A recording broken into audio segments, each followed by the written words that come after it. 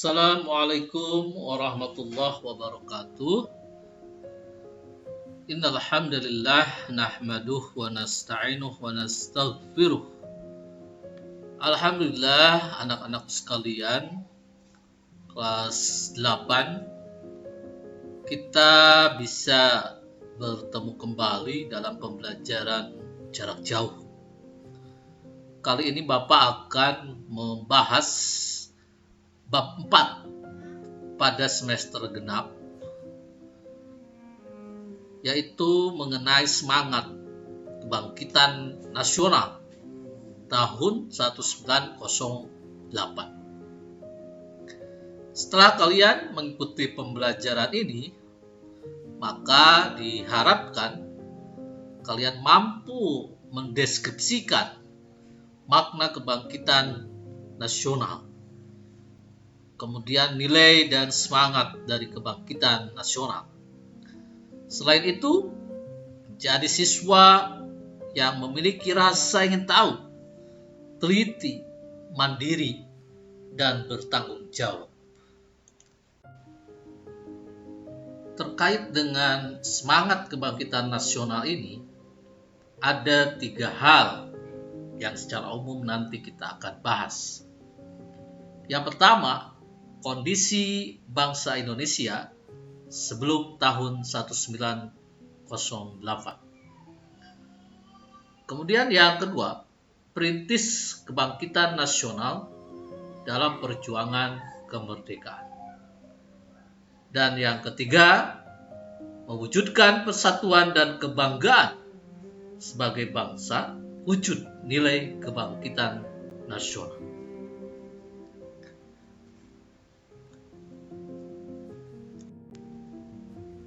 Kita awali dengan pembahasan tentang kondisi bangsa Indonesia sebelum tahun 1908. Rusaknya ekonomi bangsa-bangsa Eropa diakibatkan oleh adanya peperangan, kemudian berkembangnya teknologi pelayaran pada abad ke-15 telah mendorong negara-negara di Eropa, termasuk Belanda, untuk melakukan ekspedisi atau pelayaran, perjalanan menggunakan kapal laut saat itu. Untuk apa? Mencari sumber-sumber ekonomi baru ke seluruh dunia.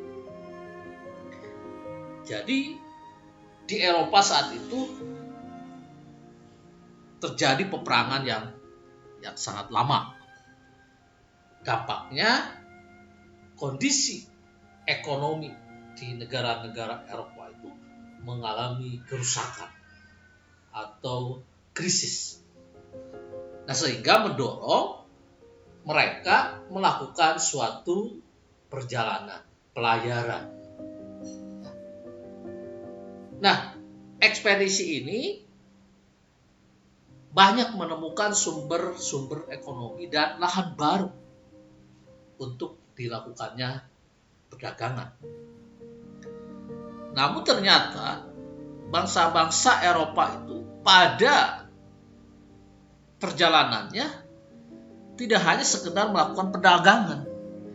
Jadi tujuan awal untuk melakukan perdagangan, mencari sumber-sumber ekonomi, tetapi kemudian mereka menguasai dan menjajah negara-negara yang berhasil ditemukan, termasuk Indonesia. Sejarah mencatat awal dimulainya penjajahan Belanda di Indonesia itu sejak berdirinya VOC, Verenigde Oost-Indische Compagnie, pada tanggal 20 Maret 1602. Sejak VOC berdiri itulah terjadi berbagai bentuk kekerasan yang menimpa rakyat Indonesia. Di berbagai daerah, VOC ini melakukan tindakan-tindakan yang menerapkan politik divide et impera atau adu domba, yaitu mengadu domba antara kerajaan yang satu dengan kerajaan yang lain, atau juga mengadu domba di dalam kerajaan itu sendiri. Tujuannya apa? Agar kerajaan-kerajaan itu menjadi lemah, sehingga akhirnya bisa dikuasai. Nah, penderitaan bangsa Indonesia telah menumbuhkan benih-benih perlawanan di berbagai daerah. Para ulama, para bangsawan melakukan perjuangan, memimpin perlawanan pada penjajah.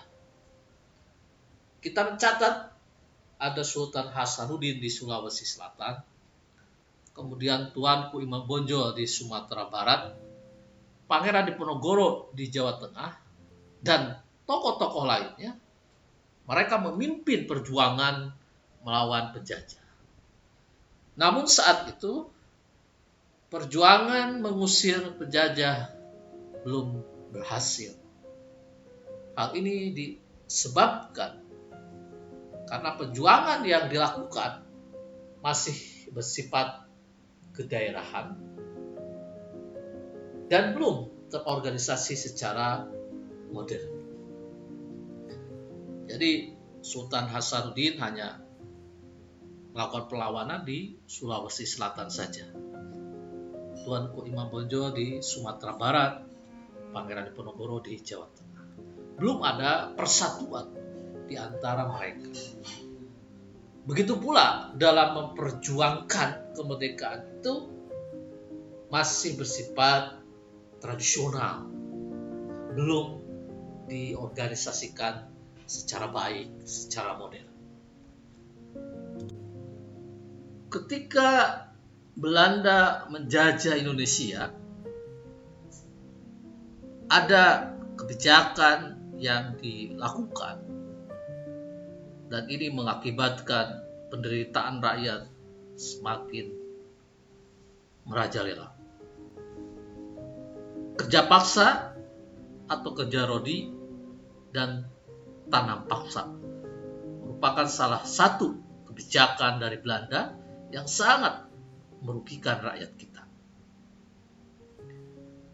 Pada tahun 1808 sampai 1811 atau kurang lebih 3 tahun, Daendels yang merupakan penguasa di Indonesia menerapkan yang namanya kerja rodi atau kerja paksa, yaitu membangun jalan sepanjang Pulau Jawa dari Anyer di Banten sampai Panarukan di Jawa Timur, di mana jalan itu adalah untuk kepentingan militer dari Belanda.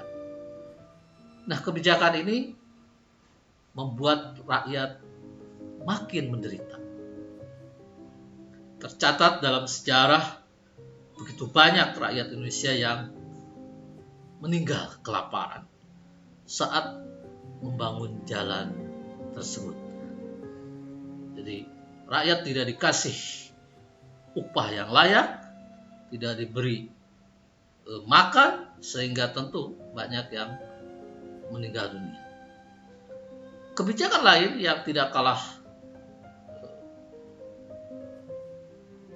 berat dirasakan oleh rakyat saat itu adalah peraturan tanam paksa atau kultur stelsel. Hal ini diterapkan pada saat Pak Den Bos berkuasa tahun 1828. Sistem tanam paksa ini telah merugikan rakyat karena rakyat wajib menanami sebagian sawah atau ladang milik mereka dengan tanaman-tanaman yang ditentukan oleh pemerintah Belanda. Nah, tanaman-tanaman ini yang sekiranya akan laku ya, dan mahal ketika dijual di pasar Eropa. Nah, kenapa memberatkan?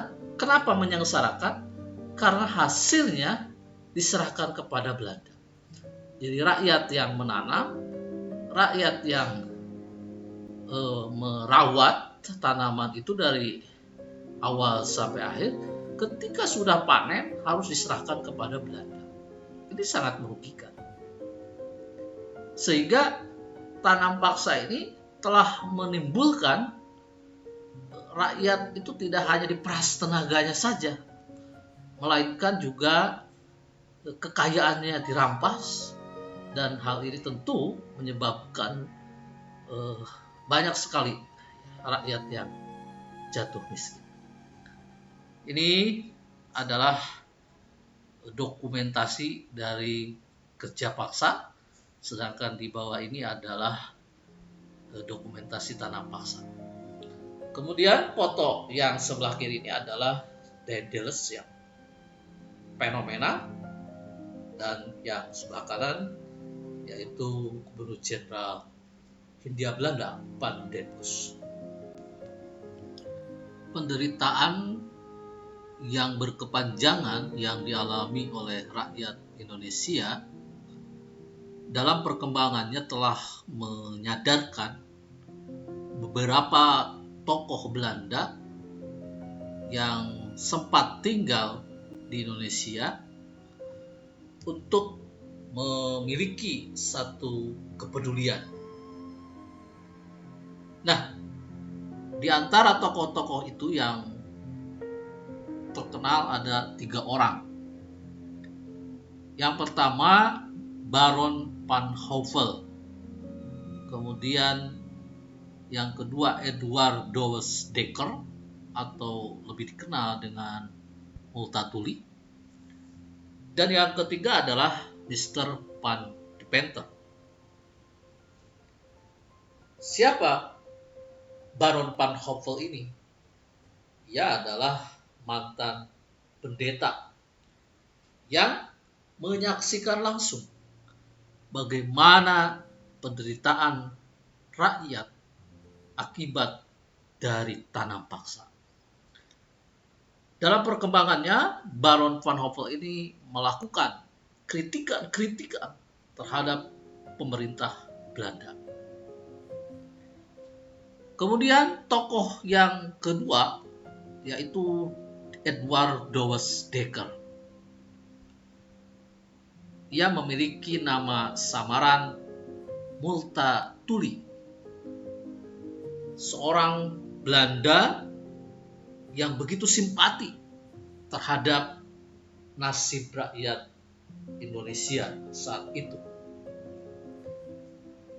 Edward Douwes Dekker menulis sebuah buku yang fenomenal yang diberi judul Maghflah. Buku ini ditulis pada tahun 1860. Di bukunya itu, Edward Douwes Dekker menggambarkan secara lengkap, detail, bagaimana penderitaan rakyat Lebak, Banten akibat penjajahan Belanda. Melalui bukunya itulah kemudian banyak orang, terutama di Belanda, yang terbuka hatinya, terbuka jiwanya terkait dengan kemanusiaan, bahwa betapa pemerintah Belanda telah melakukan pelanggaran terhadap nilai-nilai kemanusiaan. Kemudian yang ketiga adalah Mr. Van Deventer. Ia seorang tokoh dari Belanda yang mengusulkan agar Belanda menerapkan politik etis atau politik balas budi. Tujuannya adalah untuk membalas rakyat Indonesia karena selama bertahun-tahun dijajah dan rakyat merasakan penderitaan. Usulan dari Mr. Van de Venter ini dikenal dengan 3 program, yaitu edukasi, pendidikan atau pengajaran, kemudian transmigrasi, perpindahan penduduk dari suatu pulau ke pulau yang lain, dan irigasi atau pengairan. Nah, 3 hal ini, edukasi, transmigrasi, dan irigasi, diharapkan akan memberikan kehidupan yang lebih baik bagi rakyat Indonesia.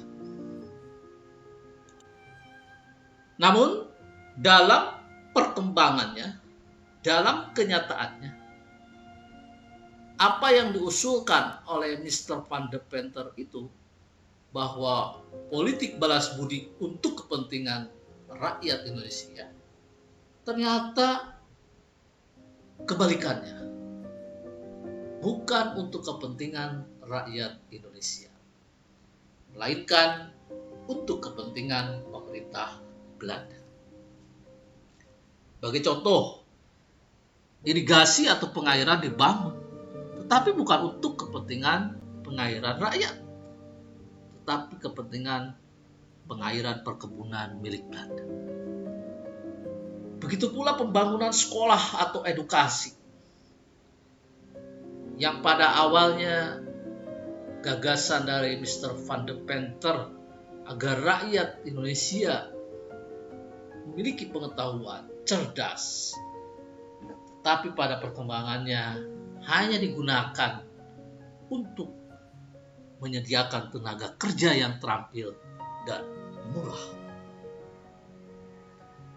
Namun, seperti yang sering kita dengar, blessing in disguise, bahwa ada hikmah yang tersembunyi dari suatu peristiwa ataupun kejadian.